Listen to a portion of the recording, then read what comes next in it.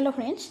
আজি আমি ডিসকাস কৰিম অইল ইণ্ডিয়াৰ পৰা কিছুমান ভ্যাকেন্সি মুকলি কৰি দিয়া হৈছে কি ভ্যাকেন্সি মুকলি কৰি দিয়া হৈছে কোৱালিফিকেশন কিমান লাগিব আৰু আপোনালোকৰ স্যালাৰি কিমান পাব এজ ক্ৰাইটেৰিয়া কিমান এইবোৰ আজি আমি ডিসকাস কৰিম যদি ভিডিওটো ভাল লাগে লাইক কৰিব কমেন্ট কৰিব আৰু সাবস্ক্ৰাইব কৰিবলৈ নাপাহৰিব আহকচোন আমি চাও কি ভ্যাকেন্সি ওলাইছে এইটো ভ্যাকেন্সি আপোনালোকৰ ওলাইছে অইল ইণ্ডিয়া লিমিটেডৰ পৰা অফিস হৈছে আপোনালোকৰ নয়ডা ইউপি আৰু দিল্লীত ওলাইছে ইয়াতে যদি আপোনালোকে চাব পাৰে পোষ্টৰ নাম হৈছে জুনিয়ৰ অফিস এসিস্ট্যান্ট পোষ্ট 10টা পোষ্ট মুকলি কৰি দিয়া হৈছে ইয়াতে এডুকেশনাল কোৱালিফিকেশন কবলৈ গলে 12 পাছ হলে আপোনালোকে আবেদন কৰিব পাৰিব তাৰ লগতে যদি আপোনালোকৰ 6 মান্থৰ কম্পিউটাৰ এপ্লিকেশনৰ সাৰ্টিফিকেট আছে তেতিয়া হলে আবেদন কৰিব পাৰিব ভ্যাকেন্সি ইয়াতে কিছুমান ৰিজাৰ্ভেশনও আছে ওবিসিৰ কাৰণে এটা আৰু ইডব্লিউএছৰ কাৰণে এটা এসচিৰ কাৰণে দুটা টোটাল পোষ্ট 9টা আছে বেকলগৰ কাৰণে এটা আছে টোটাল হয় 10টা আৰু যদি ইয়াতে আমি চাব যাও এজ ক্ৰাইটেৰিয়া 18 ইয়াৰ্ছৰ তলত হ'ব নোৱাৰিব আৰু ম্যাক্সিমাম জেনাৰেলৰ কাৰণে 30 ইয়াৰ্ছ এসচিৰ কাৰণে 35 এসটিৰ কাৰণে 30 ওবিসি এনসিএলৰ কাৰণে 33 মান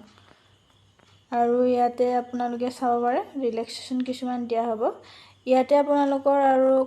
সিবিটি বেস্ট এক্সাম হ'ব ফাৰ্স্ট আপোনালোকৰ সিলেকশন প্ৰসিডিউৰ আপোনালোকৰ ফাৰ্স্ট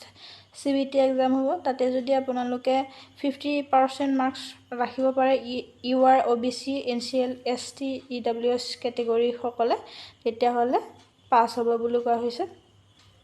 আৰু reserve category SC P WBD the qualifying marks হৈছে 40% তাৰ পিছত ইয়াতে চাব পাৰে সিলেবাস সমূহ English language and general knowledge awareness and questions on Oil India লিমিটেডৰ পৰা 20 মাৰ্কস আহিব reasoning arithmetic numerical and mental এবিলিটিৰ পৰা 20 মাৰ্কস আহিব domain or relevant technical knowledge এইবোৰ আপোনালোকৰ 60 মাৰ্কৰ আহিব টোটাল 100 মাৰ্কসৰ এক্সাম হ'ব আৰু ইয়াতে বেস্ট কথাটো হৈছে যে ইয়াতে নেগেটিভ মাৰ্কিং নাই কম্পিউটাৰ বেস্ড টেষ্টত আপোনালোকৰ বাইলিংগুৱেল হ'ব ইংলিশ আৰু হিন্দী দুইটাতে আপোনালোকে দিব পাৰিব কোৱা হৈছে আৰু ইয়াতে চাব গলে 2 আৱাৰ আপোনালোকে পাব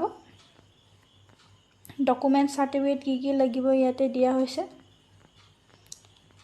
মেডিকেল সাৰ্টিফিকেট মেডিকেলৰ ফিটনেস হ'ব লাগিব আপোনালোকৰ এপইন্টমেন্ট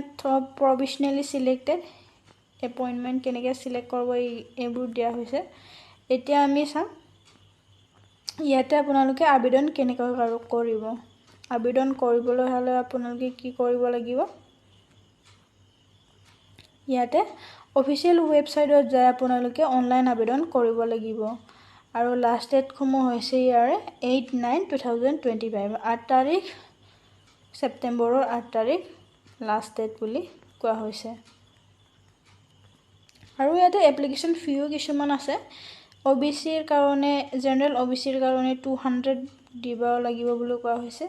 আৰু যদি আপোনালোকে এসসি এসটি ক্যাটেগৰী হয় ইডব্লিউএছ তেতিয়া হলে এক্সামটেড কৈছে আপোনালোকে দিব নালাগে বুলি ইয়াতে উল্লেখ কৰা হৈছে এইখিনি আছিল ভিডিওটো আপোনালোকক ধন্যবাদ জনাইছো